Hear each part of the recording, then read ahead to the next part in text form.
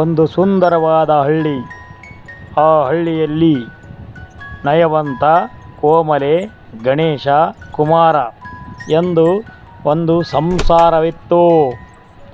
ಆ ಸಂಸಾರವು ಅತ್ಯಂತ ಸುಶೀಲ ನಡವಳಿಕೆಯಿಂದ ಕೂಡಿತ್ತು. ಬಹಳ ಸುಂದರವಾಗಿ ಜೀವನ ನಡೆಸುತ್ತಿದ್ದರು. ಅವರಿಬ್ಬರು ಮಕ್ಕಳನ್ನು ಚೆನ್ನಾಗಿ ಬೆಳೆಸಿ ಪ್ರಾಥಮಿಕ ಶಾಲೆ ಸುಂದರಿಪುರಕ್ಕೆ ಹಾಕಿದರು.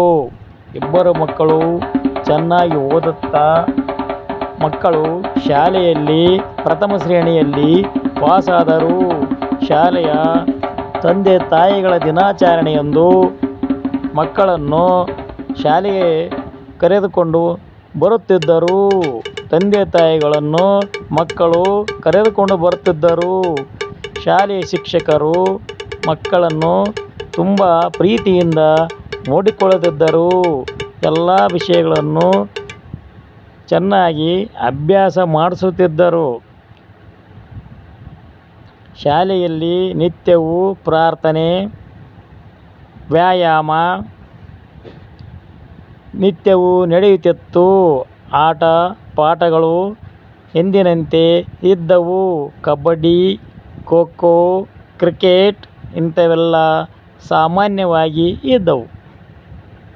ಈ ಒಂದು ಆಟೋಟ ಭಾಗದಲ್ಲಿ ಈ ಇಬ್ಬರು ಹುಡುಗರು ಗಣೇಶ ಮತ್ತು ಕುಮಾರ ಬಹಳ ಮುಂದೆ ಇದ್ದರು.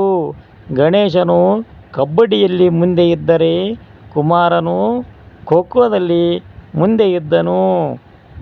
ಈ ಇಬ್ಬರು ಮಕ್ಕಳ ಆಟಗಳನ್ನು ನೋಡಲು ವಿದ್ಯಾರ್ಥಿಗಳು ಬಾಯಿ ತೆರೆದು ನೋಡುತ್ತಿದ್ದರು.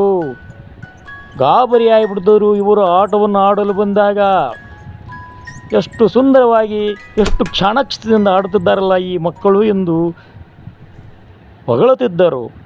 ಹೀಗೆ ಸುಂದರವಾದ ಸಂಸಾರ ನಡೆಯುತ್ತಿತ್ತು.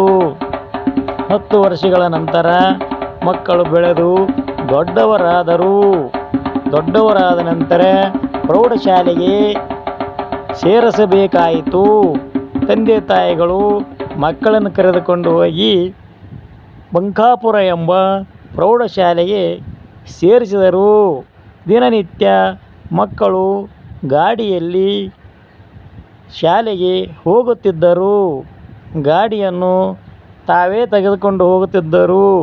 ಏಕೆಂದರೆ ದಾರಿಯ ಮಧ್ಯೆ ಕಾಡಿತ್ತು. ಹಾಗಾಗಿ ನಡೆದು ಹೋಗುವುದು ಕಷ್ಟವಾಗುತ್ತಿತ್ತು. ಎತ್ತಿನ ಗಾಡಿಯಲ್ಲಿ ಇಬ್ಬರು ಮಕ್ಕಳು ಶಾಲೆಗೆ ಹೋಗಿ ಮನೆಗೆ ಬರುತ್ತಿದ್ದರು. ಹೀಗೆ ಈ ಗಂಡ ಹೆಂಡತಿ ತಮ್ಮ ಮಕ್ಕಳನ್ನು ಅತ್ಯಂತ ಪ್ರೀತಿಯಿಂದ ಸಾಕಿ ವಿದ್ಯಾವಂತರನ್ನಾಗಿ ಮಾಡಿ ಮಕ್ಕಳನ್ನು ಸುಶಿಕ್ಷಿತರನ್ನಾಗಿ ಮಾಡುವ ಜವಾಬ್ದಾರಿಯನ್ನು ಚೆನ್ನಾಗಿ ನಿಭಾಯಿಸಿದರು. ಈ ರೀತಿಯಾಗಿ ಇಂದಿನ ಸಂಸಾರಗಳು ಮಕ್ಕಳಿಗೆ ವಿದ್ಯೆ ಕಲಿಸಬೇಕು, ಶಾಲೆಗೆ ಸೇರಿಸಬೇಕು.